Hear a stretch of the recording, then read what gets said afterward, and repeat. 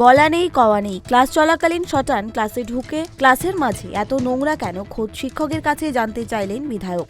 অনুমতি না নিয়ে এভাবে ক্লাসে ঢুকে পড়া নিয়ে শিক্ষক প্রতিবাদ জানালে পড়ুয়াদের সামনেই শিক্ষকের সঙ্গে তুমুল বাকবিতণ্ডায় জড়িয়ে পড়েন বিধায়ক। ঘটনায় চূড়ান্ত ক্ষুব্ধ ওই শিক্ষক। পরে অনুমতিবিহীনভাবে ক্লাসরুমে ঢুকে পড়া ঘটনায় ভুল স্বীকার করেছেন বিধায়ক। ঘটনা বাঁকুড়ার ইন্দাস ব্লকের কুশমুন্ডি হাই স্কুলে। বিধায়কের এহেন আচরণের তীব্র নিন্দা করেছে তৃণমূল।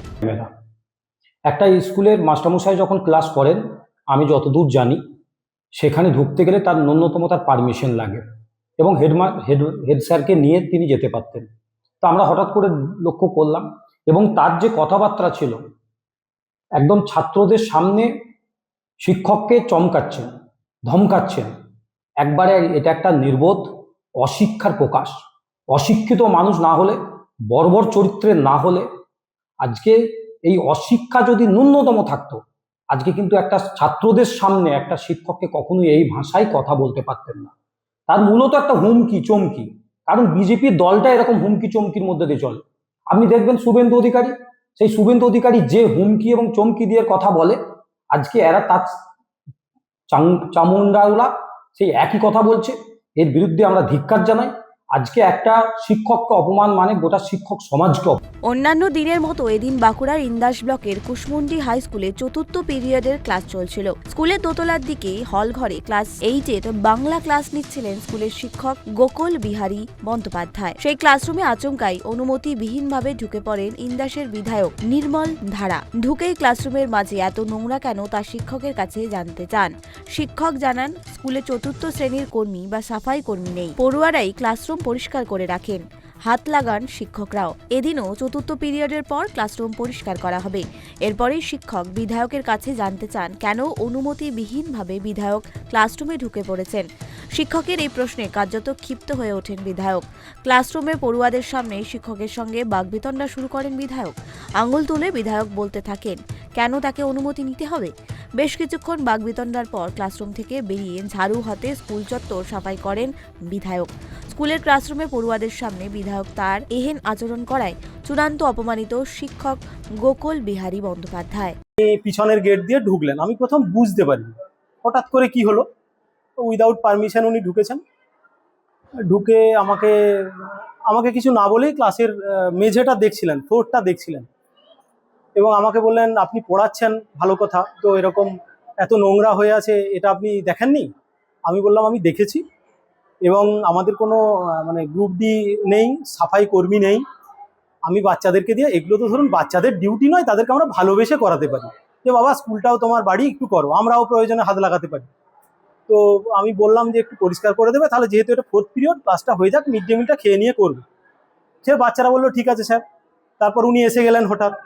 এরপর উনি বললেন আপনি দেখেননি? আমি বললাম হ্যাঁ আমি দেখেছি এবং বাচ্চাদেরকে বলেওছি, আপনি জিজ্ঞাসা করতে পারেন। উনি বাচ্চাদেরকে জিজ্ঞাসাও করলেন যে আমি বলেছি কিনা, নির্দেশ দিয়েছি কিনা। নির্দেশটা নয়, অনুরোধই বলবো এটা আমি। বাচ্চারা বললো হ্যাঁ স্যার আমাদেরকে বলেছেন। আমি ওনাকে তখন জিজ্ঞাসা করলাম, আপনি আমার পারমিশন ছাড়া আমার ক্লাসে এলেন, এটা বলে আসতে হতো না? উনি বললেন না, আমি তো পিছনের গেট দিয়ে ঢুকেছি, প্রথম বললেন। তারপর বললেন আমি আসতে পারি। যে আমি বললাম না, দেখুন আমি যতটুকু জানি একজন শিক্ষক হিসাবে, একজন শিক্ষক ক্লাসে থাকাকালীন আপনি কেউই ক্লাসে ঢুকতে পারেন না উইদাউট পারমিশন, এটা আমি বলেছি। তারপর উনি বেরিয়ে যান এবং পরবর্তীকালে আমি বললাম সাফাইয়ের ব্যাপারে আপনার কিছু বলার থাকলে আপনি টিআইসির সাথে কথা বলুন।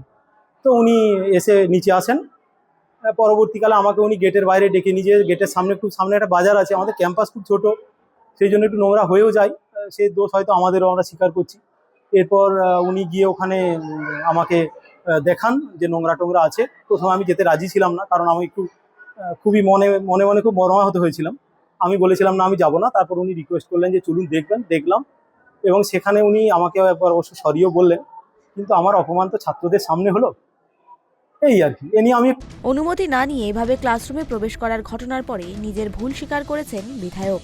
দেখুন আমি তো ওনার সামনে ঢুকি না, এটা পুরো হল ঘর ছিল, হল ঘর মাঝখানটা পার্টিশন নাই, অথচ পুরোটাই হল ঘর, পুরোটা হল ঘর। আমি হল ঘরে পেছু দিয়ে আমি অবস্থাটা দেখছি যে কি অবস্থা হয়ে আছে। আর নিশ্চয়ই একটা স্বাভাবিক, যখন আমি ওনার এই সামনে দিয়ে ঢুকতাম, ওনাকে নিশ্চয়ই আমার তাকে ইয়ে করা দরকার ছিল।